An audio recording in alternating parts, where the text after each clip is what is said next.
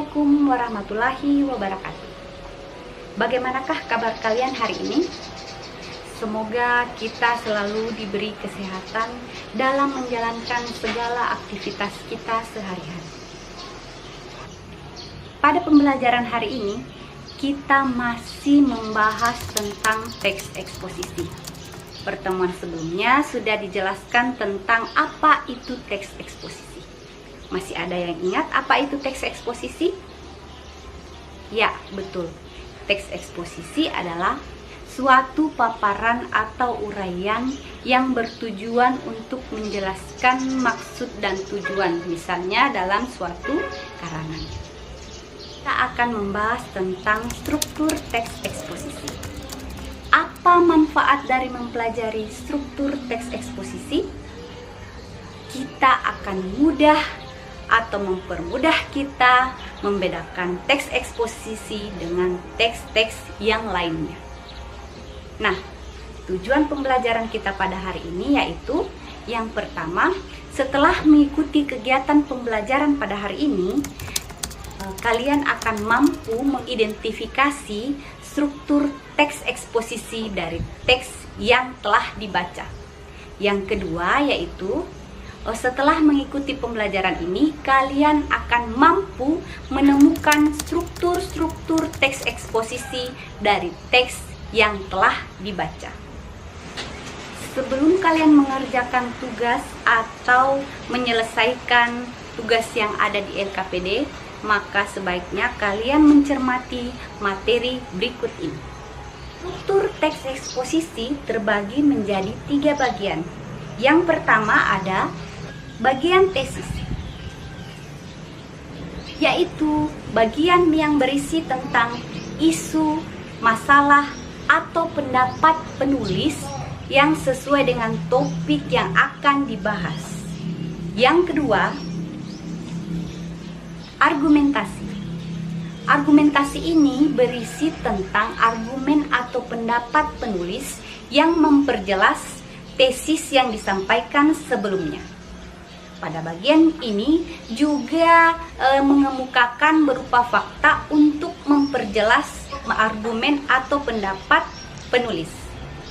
Bagian terakhir atau bagian ketiga yaitu penegasan ulang. Pada bagian penegasan ulang ini yaitu memberikan kuman atau ringkasan secara singkat tentang topik yang dibahas sebelumnya. Berikut contoh kalimat pada bagian-bagian struktur teks eksposisi. Pada bagian ini, penulis menguraikan tentang penyakit atau virus dari COVID-19. Pada bagian argumentasi ini, penulis menegaskan tentang argumen yang memperkuat penjelasan dari tesis tadi.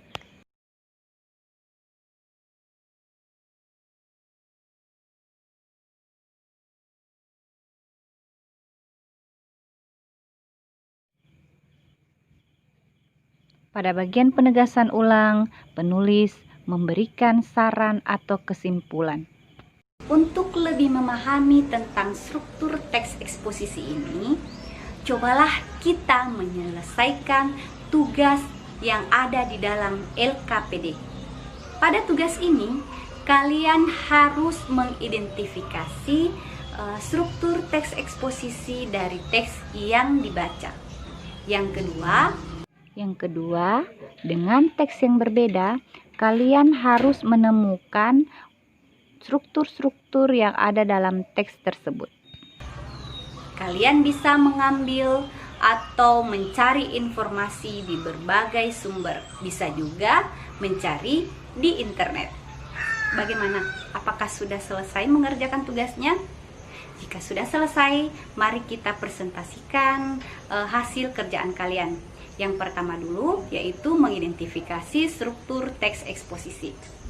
Yang kedua yaitu kalian mempresentasikan tentang menemukan struktur teks eksposisi dari teks yang dibaca. Tesis itu, Ibu. Ya, Ibu, tesis itu di bagian Sampah medis yang paling banyak selama pandemi COVID-19 adalah masker dan sarung tangan latex. Ya, Itu Ibu. Ya, betul. Ya, itu. Cuma sampai di situ ya.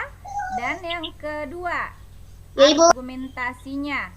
Argumentasi. Ya, banyak ya. Sekarang kita akan menilai hasil pekerjaan kalian. Setelah apa yang kita lakukan tadi, pada kegiatan penutup ini, kita akan sama-sama merangkum atau menyimpulkan materi pembelajaran pada hari ini. Ada yang bisa? Apa kesimpulannya, Nak? Bagaimana? Kesimpulan Ibu. Ya, kesimpulan pembelajaran hari ini ada yang bisa simpulkan? Saya Ibu. Ya. Yang lainnya mungkin belum bisa masuk ya. Ya, lanjut saja Desvira, bagaimana kesimpulannya?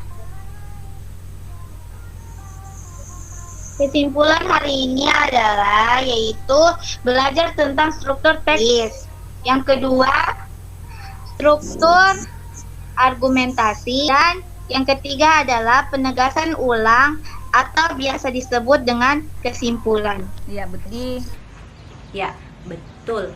Jadi, hari ini kita belajar tentang struktur teks eksposisi. Struktur teks eksposisi ini berisi tentang tesis, argumentasi, dan penegasan ulang.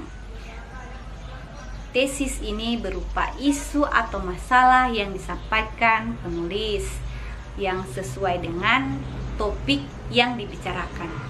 Yang kedua adalah bagian argumentasi. Pada bagian argumentasi ini yaitu berisi tentang pendapat atau argumen penulis yang disampaikan untuk memperjelas tesis atau topik yang disampaikan sebelumnya. Dan sampai di sini dulu pembelajaran hari ini. Mudah-mudahan kita diberi kesempatan untuk mengikuti pembelajaran selanjutnya. Sekian dari Ibu. Wassalamualaikum warahmatullahi wabarakatuh.